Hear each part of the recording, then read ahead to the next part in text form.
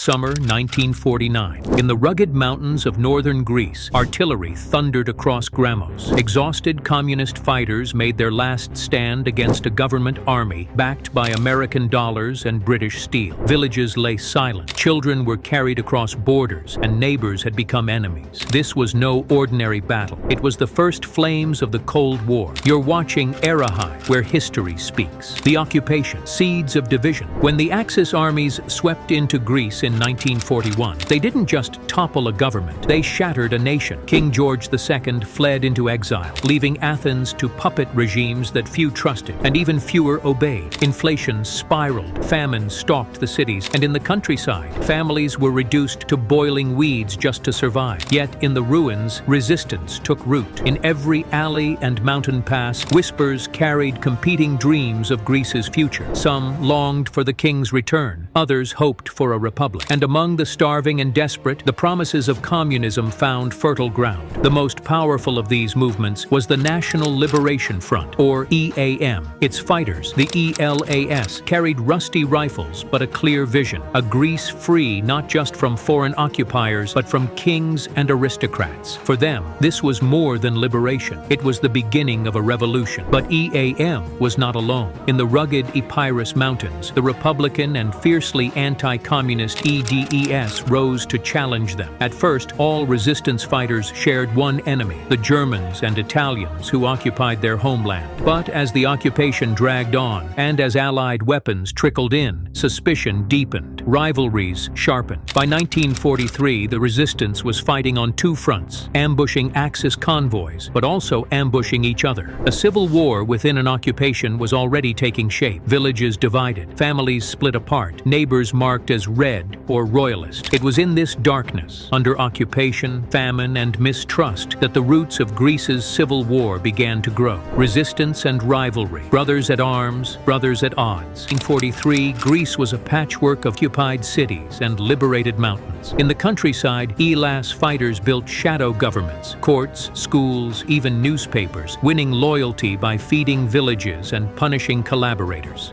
To many, they looked like the future. But for others, that future was frightening. Hellas was dominated by the Communist Party, and its leaders demanded loyalty not only against the Germans, but against rival Greeks as well. Their words spoke of unity, but their actions showed ambition, absorbing or eliminating smaller groups before the war was even won.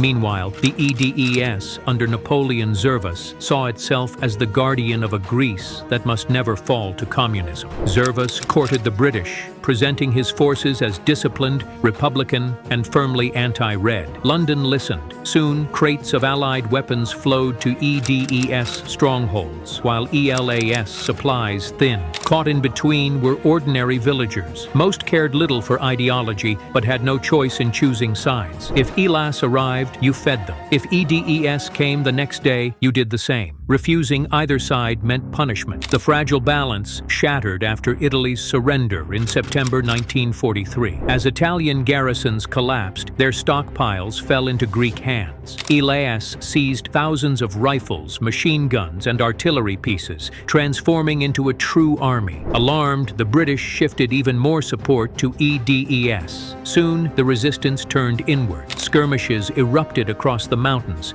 blurring the line between liberation and civil war. Some EDES units even accepted Nazi assistance against ELAS, reasoning that communism was the greater threat. By the time German troops began retreating in 1944, Greece was already divided. Liberation was coming, but peace was not. The December events, Athens on fire. When German forces withdrew in late 1944, Athens erupted in celebration. Flags waved, songs filled the streets, and people dreamed of a Greece finally free. But beneath the joy, a darker question lingered. Who would rule the liberated nation? The exiled king in Cairo, the fragile coalition government, or the partisans who had starved and bled in the mountains? The answer came with gunfire. In December, tens of thousands of leftists, many loyal to EAM and ELAS, marched into Syntagma Square. They carried banners, sang songs of freedom, and demanded a Greece without kings or foreign overseers. But the chants were drowned by bullets. Police and allied troops opened fire on the crowd. Dozens were killed, hundreds wounded. Bodies lay across the marble steps of Parliament. The massacre ignited the Decembriana, a month-long battle for Athens. Aeolus fighters, hardened in mountain warfare,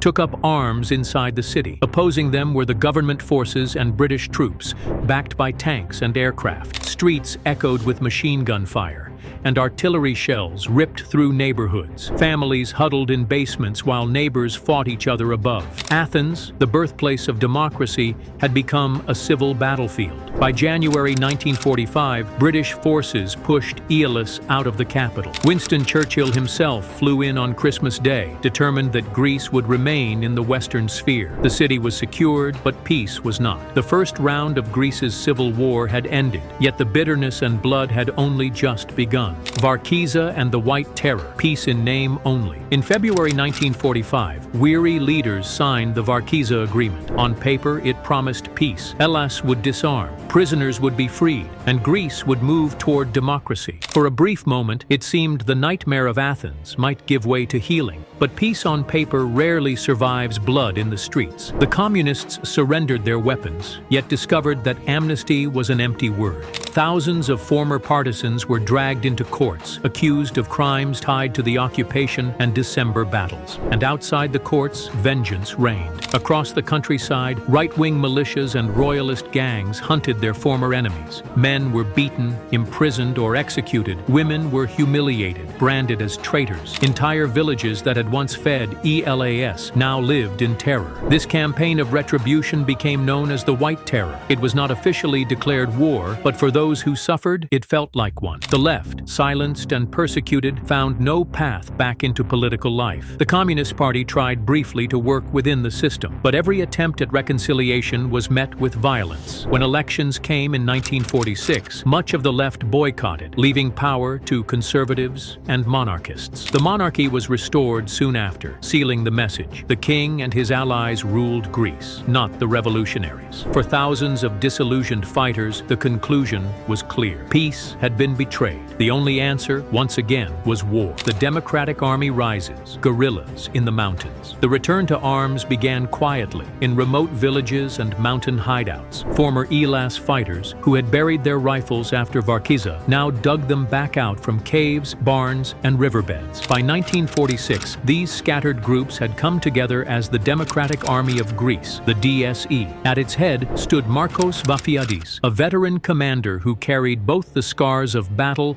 and the faith of the Communist Party. From bases hidden in the rugged north, his fighters struck police stations, convoys, and outposts. They called themselves defenders of the people, offering bread, justice, and protection in villages that welcomed them. But to the government in Athens, they were not liberators. They were bandits. Security forces swept through the countryside, burning homes, deporting families, and emptying entire villages to deny the guerrillas shelter. Caught in the middle were ordinary peasants. One day, they fed a DSE patrol, fearing punishment if they refused. The next, government troops arrived, demanding loyalty under threat of exile. To survive often meant serving both sides and suffering from both. Yet the DSE was more than rifles and ambushes. Women fought alongside men. Slavic Macedonians, long marginalized, found a place in its ranks. It was not only a rebellion, but a vision of a different Greece, one of workers, farmers, and minorities. Still, revolutions need lifelines, and the DSE's support did not come from Moscow, as many believed, but from Yugoslavia and Albania. Across the northern borders, supplies, safe havens, and training kept the insurgency alive. The mountains were burning again, and this time, the fire would pull in the superpowers themselves. By 1947,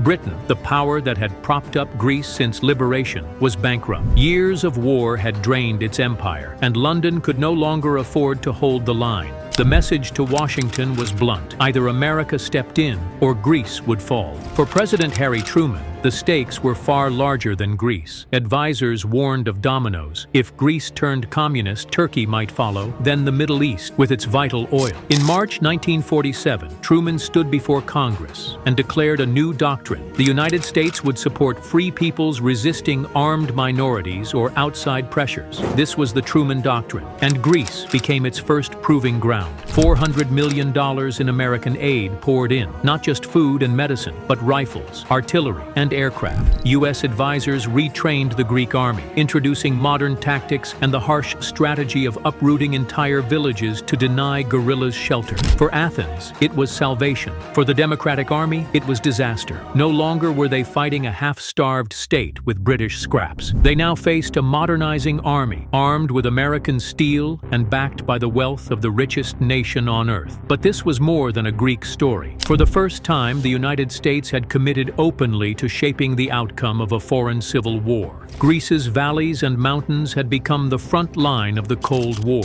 And as American planes circled overhead, the Democratic Army faced its greatest question. Could their revolution survive the weight of a superpower? For years, the Democratic Army had survived thanks to the lifeline across Greece's northern borders. In Yugoslavia, they regrouped. In Albania, they trained. Supplies, medicine, and safe havens flowed south, keeping the insurgency alive. But in 1948, everything changed. That year, Yugoslav leader Josip Broz Tito broke with Stalin in a split that shook the communist world. Suddenly, two rival centers of socialism emerged, Moscow and Belgrade, and caught between them were the fighters in the Greek mountains. For Tito, backing the Greek communists was proof that independence from Moscow could succeed. His border remained open, his trucks still rolled with ammunition, but for Stalin, Greece was a burden he had no desire to carry. As far back as 1944, he had struck a secret understanding with Churchill. Romania for the Soviets, Greece for the West. Supporting the insurgency too strongly now risked provoking America and Britain.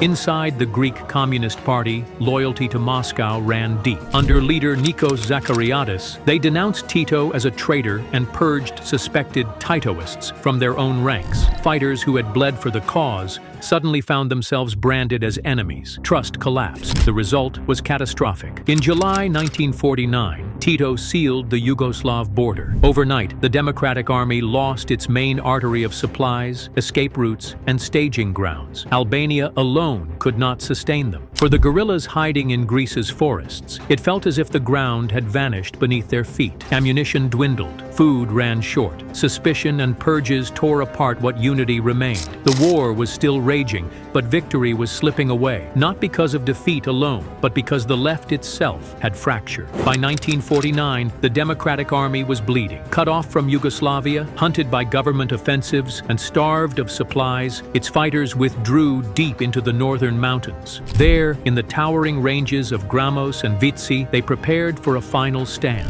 The government, meanwhile, had never been stronger. American aid had transformed its forces into nearly 250,000 men, equipped with artillery, tanks, and aircraft. At their head was General Alexandros Papagos, confident that the end was near. When the offensive began, the mountains thundered. Bombs and shells rained down on guerrilla positions. Forests burned. Villages trembled with the roar of artillery. For weeks, the sky above Gramos and Vitsi turned black with smoke. The guerrillas fought with desperate courage. Many were teenagers. Others were women who had carried rifles since the occupation. They sang as shells fell, and when ammunition ran out, they fought hand to hand. But bravery could not overcome hunger, firepower, and overwhelming numbers. In August, the government launched Operation Pyrsos, a massive pincer strike that crushed the last concentrations of fighters. Gramos fell, then Vitsi. Thousands fled across the Albanian border, where they were disarmed and exiled. Others were captured, imprisoned, or executed. The war was over. After 3 years of brutal civil conflict and nearly a decade of occupation and resistance before it, Greece lay in ruins. Cities scarred, fields burned, more than 100,000 lives lost. But the victory was not only Greece's. In Washington and London, leaders hailed it as proof that communism could be contained. Greece had become the first true battleground of the Cold War, and its first Western victory. When the guns finally fell silent in 1949, Greece was not healed, it was broken. The war had claimed over 100,000 lives, emptied villages, and driven tens of thousands into exile. Families mourned children buried in shallow graves or lost to refugee camps scattered across Eastern Europe. Government victory did not mean peace for the people. In the 1950s, prisons and island camps filled with communists and suspected sympathizers. Torture, exile, and executions left deep wounds. For the left, defeat was a scar that never closed. For the right, triumph demanded vigilance, an endless watch against the enemy within. The legacy endured. In 1967, officers seized power in a coup, justifying dictatorship in the name of crushing communism. Only after the junta collapsed in 1974